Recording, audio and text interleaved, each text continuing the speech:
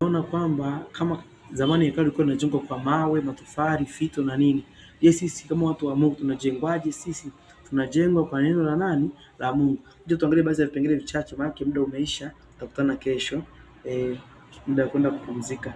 Sasa mawe tunajengwa kwa neno la Mungu. Maana Yesu alimwambia Petro, juu ya mwamba huu nitalijenga kanisa na milango ya kuzimu italishinda kanisa.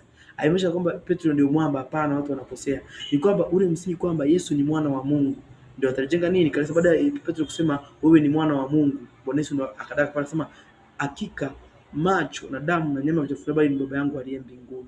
Kwa hiyo tunaangalia ukumbi wa nje, inamaanisha ni kwamba ni Ukristo ambao umegawanyika sasa hivi. Kila mtu yani Ukristo sasa hivi umechanganyikana. Kuna mwaka wa shetani ameinua watu usipokuwa makini.